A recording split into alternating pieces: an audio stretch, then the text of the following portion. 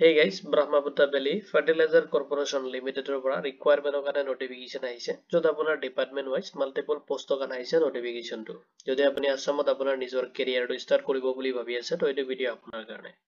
তো যদি আপুনি ইন্টাৰেস্টেড হয় এইটো ভিডিওত আপুনি চেক কৰিব পাৰিব যেটো ৰিকুৱাৰমেন্ট আহিছে লগতে ভ্যাকেন্সি ডিটেইলছ এলিজিবিলিটি ক্ৰাইটেৰিয়া কি এলিজিবিলিটি ক্ৰাইটেৰিয়া আপুনি ফলো কৰিব লাগিব ভ্যাকেন্সি খিনিত এপ্লাই কৰোতে লগতে কেতিয়াৰ পৰা এপ্লাই ষ্টাৰ্ট হ'ব কেনেকৈ আপুনি এপ্লাই কৰিব সিলেকশন প্ৰসেস কেনেকৈ হ'ব তাৰে কমপ্লিট ডিটেইলছ মই আপোনাক এই ভিডিওত প্ৰভাইড কৰিম এটো ৰিকুৱাৰমেন্ট ৰিলেটেড যদি কোনো ধৰণৰ কোৱেশ্চন থাকে আপুনি এই ভিডিওৰ কমেন্ট সেকশনত কমেন্ট কৰি দিব উইদিন 48 আৱাৰ্ছ আপুনি জব এলাৰ্টৰ পৰা ৰেসপন্স পাব তাহক দেৰি নকৰি আজিৰ ভিডিওটো আৰম্ভ ব্ৰহ্মপুত্ৰ ভেলি ফাৰ্টিলাইজাৰ কৰ্পোৰেচন লিমিটেডৰ পৰা ৰিকুৱাৰমেন্ট অৰ্গানাইজেশ্যন নোটিফিকেশনটো আৰু আপুনি এপ্লাই কৰিব লাগিব অনলাইনত যত আপোনাৰ 16 মেনেজমেন্ট ট্ৰেইনি ভ্যাকেন্সিজ অৰ্গানাইজেশ্যন নোটিফিকেশনটো আৰু তাৰ ডিটেইলছ মই আপোনাক এই ভিডিওত প্ৰভাইড কৰিম ফাৰ্স্ট যেটো ৰিকুৱাৰমেন্ট আহিছে তাৰ অভাৰভিউখিনি চাই লওক organisation Brahmaputra valley fertiliser corporation লিমিটেডৰ পৰা আহিছে নোটিফিকেশনটো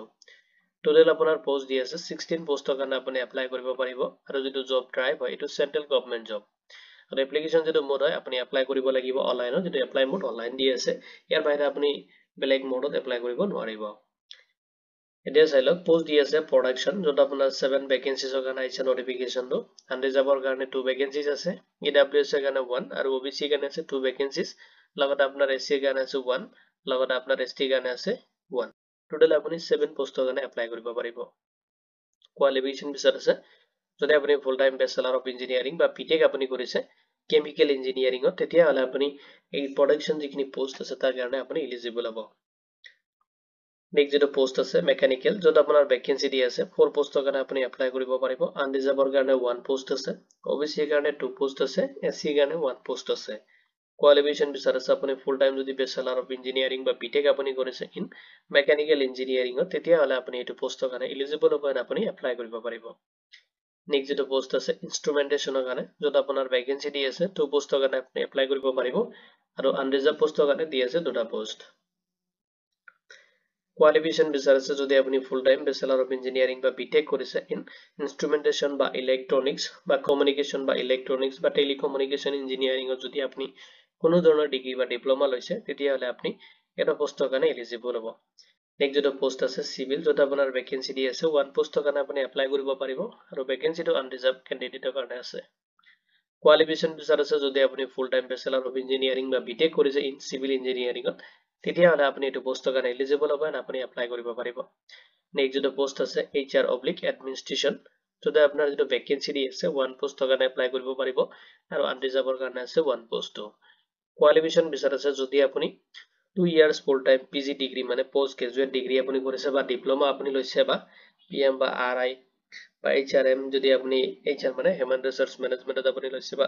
লেবাৰ এন্ড সোশ্যাল ওয়াৰ্কাৰত আপুনি কাম কৰিছে বা এমবিএ উইথ আপোনাৰ স্পেশাল যদি পিএমএন আইআর বা এন পাবলিক দি আছে যদি নাইবা আপুনি এইচআরএমত আপুনি কোনো ধৰণৰ ডিগ্ৰী বা ডিপ্লোমা লৈছে তেতিয়া হলে আপুনি পোষ্টৰ কাৰণে এপ্লাই কাৰণে এলিজিবল হ'ব নেক্সট আপোনাৰ পোষ্ট আছে ফাইনান্স যত আপোনাৰ ভ্যাকেন্সি দি আছে 1 পোষ্টৰ কাৰণে আপুনি এপ্লাই কৰিব পাৰিব আৰু আনৰিজাৰ্ভ ক্যাটাগৰীৰ কাৰণে দি আছে 1 পোষ্ট কোৱালিফিকেশন বিচাৰ আছে যদি আপুনি গ্ৰেজুৱেট হয় লগতে আপুনি সিএ বা আইসিডব্লিউ কোৰ্স আপুনি কমপ্লিট কৰিছে তেতিয়া হলে আপুনি এটা পোষ্টৰ কাৰণে এলিজিবল হ'ব এতিয়া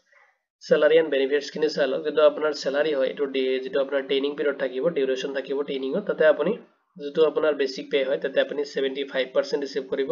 লগতে আপুনি ডিএ ৰিসিভ কৰিব যেটো আপোনাৰ বেসিক পে স্কেলটো দি আছে 16400 ৰ পৰা লৈ কিনে আপুনি 40500 ৰিসিভ কৰিব ট্ৰেইনিং যেটো পিৰিয়ড এটো 1 ইয়াৰৰ কাৰণে হ'ব তাৰ পিছত আপুনি ফুল স্যালাৰি ৰিসিভ কৰিব নেক্সট চাইলক আপুনি ফলো কৰিব লাগিব এজ লিমিট ম্যাক্সিমাম যেটো এজ লিমিট দি আছে 30 ইয়ার্স লৈকে আপুনি এপ্লাই কৰিব পাৰিব আৰু এষ্ট আপুনি ক্যালকুলেশন কৰিব লাগিব নৱেম্বৰ 1 2025 ৰ ডেট হিচাপত নেক্সট এপ্লিকেবল হ'ব এজ ৰিলেক্সেশন খিনি ক্যাটাগৰী যদি আপুনি এসসি বা এসটি হয় তেতিয়া 5 ইয়াৰ্সৰ কাৰণে আপুনি এজ ৰিলেক্সেশন পাব যদি আপুনি ওবিসি ক্যান্ডিডেট হয় তেতিয়া 3 ইয়াৰ্সৰ কাৰণে এজ ৰিলেক্সেশন পাব যদি আপুনি পিডব্লিউবিডি ক্যান্ডিডেট হয় তেতিয়া আপুনি 10 ইয়াৰ্সৰ কাৰণে এজ ৰিলেক্সেশন পাব যদি আপুনি জেনাৰেল/ইডব্লিউএস ক্যান্ডিডেট হয় নেক্সট আপুনি 13 ইয়াৰ্সৰ কাৰণে এজ ৰিলেক্সেশন পাব যদি আপুনি ওবিসি লগতে আপুনি পিডব্লিউবিডি ক্যান্ডিডেট হলে 15 ইয়ার্স আপুনি এজ ৰিলেক্সেশন পাব যদি আপুনি পিডব্লিউডি লগতে আপোনাৰ এসসি বা এসটি ক্যান্ডিডেট হয় তেতিয়া হলে আপুনি ৰিসিভ কৰিব 15 ইয়াৰ্স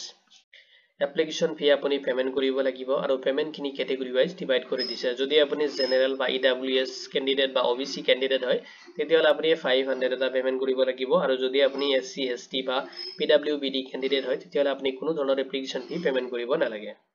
এতিয়া চালো কেনেকৈ আপুনি এপ্লাই কৰিব যদি আপুনি ইন্টাৰেস্টেড হয় তেতিয়াহলে এলিজিবিলিটি ক্ৰাইটেৰিয়া খিনি আপুনি চেক কৰি লব ফাৰ্ষ্টত তাৰ পিছত আপুনি অফিচিয়েল যে ওয়েবসাইট আছে তাৰ পৰা আপুনি আপোনাৰ যেটো এপ্লিকেশন হয় এটো সাবমিট কৰিব লাগিব যেটো লিংক মই আপোনাক এই ভিডিওৰ ডেসক্ৰিপচনত প্ৰভাইড কৰি দিম আৰু এটো ৰিকোয়াৰমেন্ট ৰিলেটেড যদি কোনো ধৰণৰ কোৱেশ্চন থাকে আপুনি এই ভিডিওৰ কমেন্ট সেকশনত কমেন্ট কৰি দিব উইদিন 48 আৱাৰ্ছ আপুনি জব ডেস্কৰ পৰা ৰেসপন্স পাব আৰু এটো যেটো লাষ্ট ডেট দিয়া আছে আপুনি 9 December 2025 লৈকে লাষ্ট আপুনি এটো এপ্লিকেশন সাবমিট কৰিব পাৰিব আৰু এটো এপ্লিকেশন সাবমিট কৰোতে বা এপ্লাই কৰোতে কোনো প্ৰবলেম হলে আপুনি কমেন্ট কৰি দিব ভিডিওটো চোৱাৰ বাবে ধন্যবাদ দি কিনে আজিৰ ভিডিও মই ইমানতে সামৰিছো